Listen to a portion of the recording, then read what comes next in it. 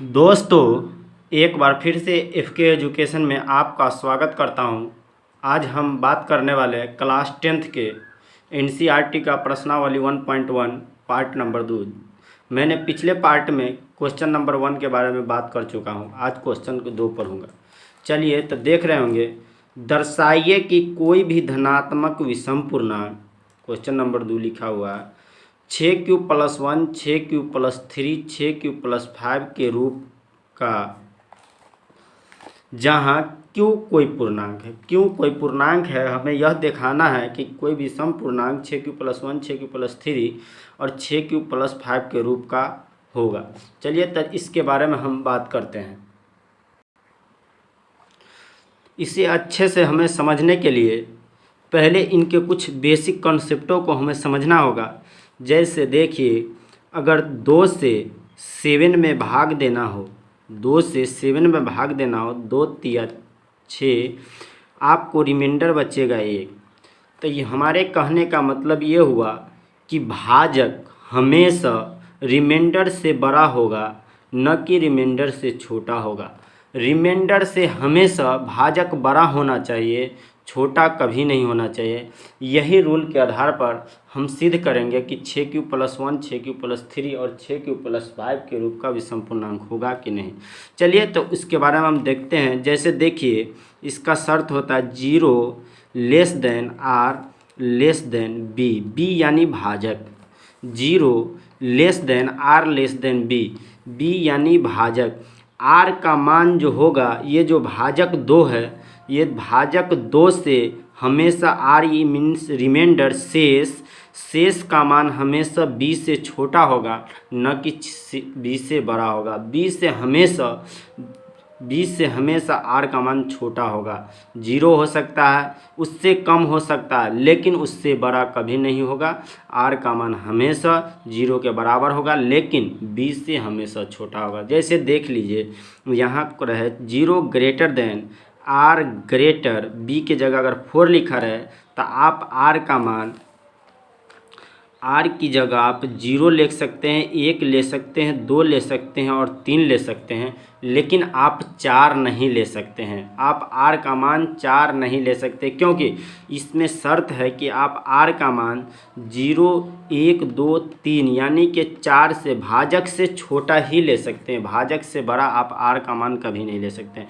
चलिए, इसी के आधार पर मैं प्रूव करता हूँ।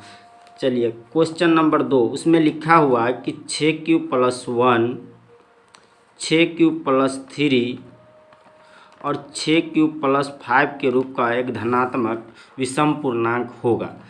इसे सिद्ध करने के लिए सबसे पहले हम करेंगे क्या कि मान लेंगे कि b बराबर 6 रखने पर, अगर b के जगह 4q+1 बोलता तो b की जगह हम 4 रखते, 5q+1 बोलता तो b की जगह 5 रखते, लेकिन ये 6q+1 बोला, इसीलिए b की जगह हम 6 रख रहे हैं।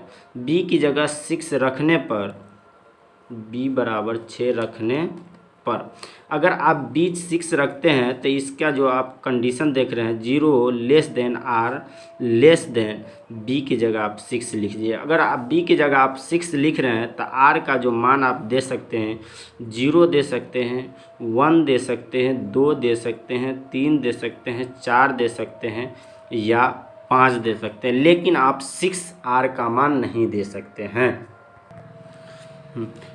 आप आर का मान 6 नहीं दे सकते हैं। लेकिन इनमें से भी हमें आर में से विषम आर को लेना है, विषम पूर्णांक, इन्हीं में से हमें विषम को चुनना है।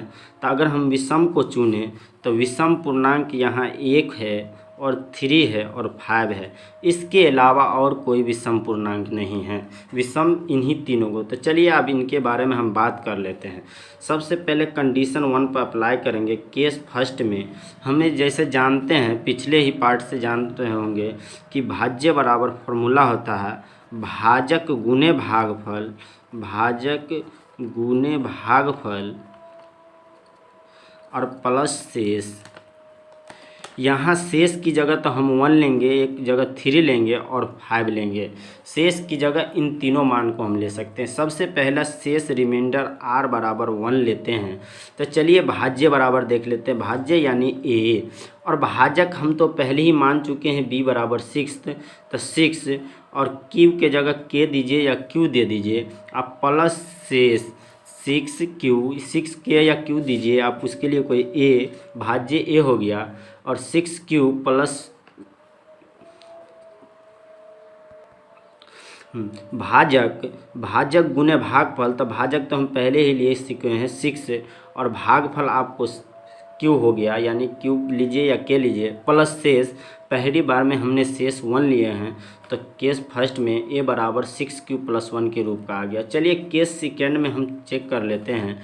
केस सेकेंड में चेक करने के लिए फिर से a बराबर, देखिए भाजक a हो गया भाज्य, भाज्य बराबर भाजक गुने भागफल, भाजक हमने b बराबर ले चुके हैं 6q प्लस, अब r बराबर हम ले रहे हैं, r बराबर अब 1 ले लिए, तो r बराबर आप लेंगे 3, तो r बराबर हो गया 3। अगर r बराबर आप 3 लीजिए तो 6q प्लस रिमाइंडर तो प्लस 3। देखिए केस थर्ड में हम ले रहे हैं, केस थर्ड में हम करेंगे क्या, r बराबर अब 5 ले रहे हैं, r बराबर अगर 5 लीजिए, r बराबर 5 लेना है, फिर भाज्य बराबर भाजक गुने भागफल, भाजक हो गया 6 और भाजक गुने भागफल हो गया q, अब प्लस रिमाइंडर इस बार लिए हैं 5। तो अब देखिए आप इसे इस तरह लिख सकते हैं कि अतः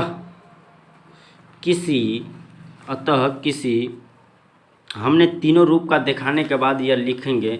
देखिए पहला में 6q प्लस 1 के रूप का हमने दिखा दिया r बराबर 1 लेकर के, दूसरे केस में हमने r बराबर 3 लेके 6q प्लस 3 के रूप का भी दिखा दिया, और r बराबर 5 लेके 6q प्लस 5 के रूप का भी दिखा दिया। तो अब इसे हम लिखेंगे भाषा में, अतः किसी धनात्मक विषम पूर्णांक 6q प्लस 1, 6q प्लस 3 एवं 6q प्लस 5 के रूप का होता है, इतना लिख करके आपको प्रूव्ड कर देना है, नीचे लिख देना है प्रूव्ड, आपको 100% नंबर मिलेगा। चलिए अब ये क्वेश्चन देख लिए, तो हम क्वेश्चन नंबर 3 के बारे में भी बात कर लेते हैं। और अगले में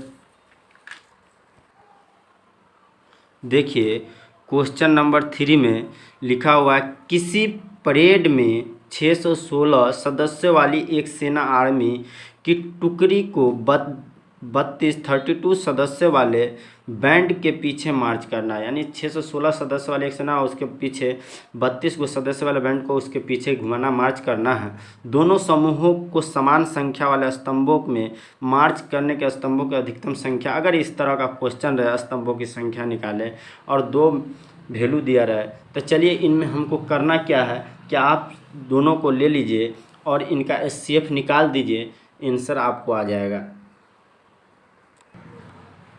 देखिए 616 और 32 में हमें स्तंभों की संख्या निकालना है।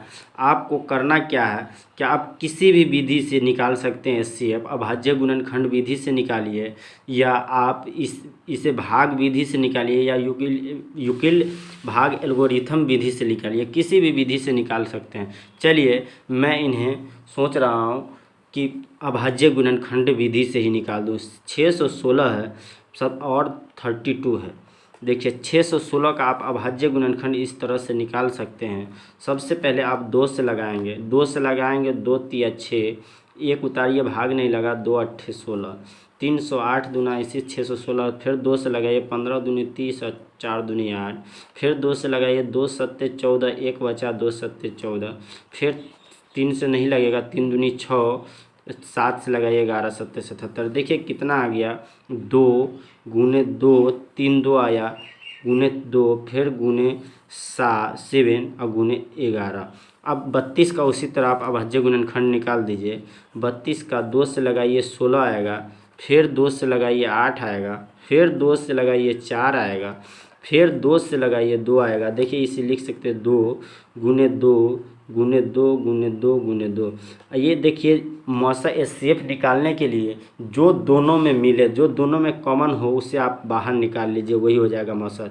देखिए ये 2 मिला, इसे बाहर निकाल लीजिए, फिर ये दोनों मिलेगा, इसे बाहर निकाल लीजिए, फिर ये दोनों मिला, इसे बाहर निकाल लीजिए। आप देखिए और कोई ऐसा डिजिट नहीं है जो मिला 7 तो इसमें 7 नहीं, 11 तो इसमें 11 नहीं, यानी देखिए एचसीएफ इसका हो जाएगा आपको कितना 2 गुने 2 गुने 2 यानी 8। तो लिख दीजिए अतः, आप नीचे में आपको लिख देना अतः स्तंभों की संख्या बराबर, स्तंभों की संख्या बराबर और 8 लिख करके और इस तरह पोस्ट में आपको घेर देना है, यह हो जाएगा आंसर। अगर इसी तरह वीडियो दोस्तों क्वेश्चन नंबर 2 की तरह same to same question number 4 आपको बना लेना है, क्योंकि अगर आप सेम है, दोनों सेम ही हैं, उसी तरह कर करके अप्रोच लगाइए और वो भी बन जाएगा। अगर आपको वीडियो पसंद आया हो तो प्लीज़ सब्सक्राइब कर दीजिएगा, ताकि आने वाला हर वीडियो का नोटिफिकेशन आपको सबसे पहले मिल सके। वीडियो को पूरा देखने के लिए धन्यवाद।